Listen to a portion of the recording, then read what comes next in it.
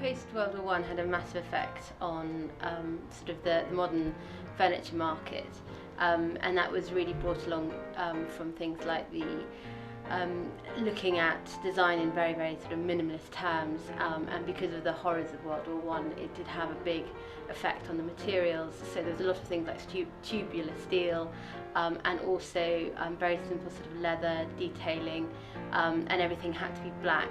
Then we had World War II, which brought along its own sort of set of technology and innovation caused by the requirements of sort of looking at sort of new materials, new formats of doing things, and then this all carried on through to the furniture market post-war.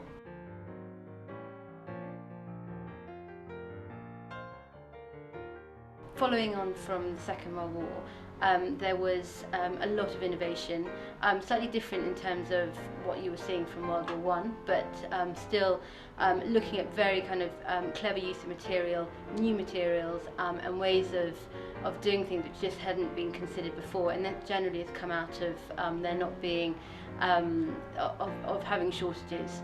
So there's been some fantastic designers appearing, and one of the kind of the core areas that sort of really came to the fore was through kind of Scandinavian design and American design, and especially so in the Cranbrook Academy of Art, which was in Michigan, which saw people like Saarinen, Charles Ray Eames, Florence, Knoll, Bertoia all came through that. So there was this incredible sort of seam of design, creativity. Part of that, being a core focus of it, was Charles Ray Eames, who as a kind of husband and wife team really started off by using plywood.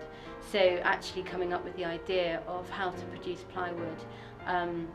He was at the time working at MGM film studios, so he'd be sort of sneaking the stuff back to his flat and producing plywood through a machine that they'd actually made in their spare bedroom.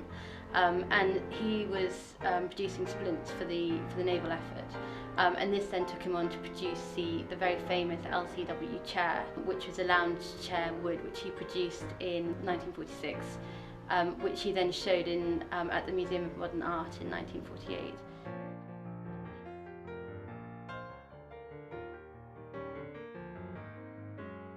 Another very famous design from the Eames was the DAR, which was a dining armchair rod, which he produced in 1948. And the interesting thing was that he was using a material which was basically plastic, which had been overproduced, and so it was a cheap, very, very cheap material.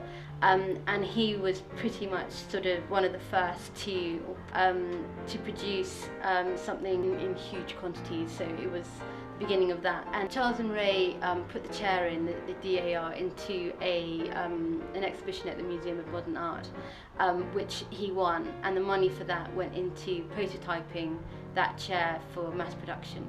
So the idea with it was that it was suitable for everybody to use. It was used, there was just millions produced, so it was a huge, huge success. And he was also one of the first to actually use plastic in its most basic form, which was without having it foamed and upholstered. So he took it back right to kind of the very, very basics, but using a very organic form, so it was comfortable.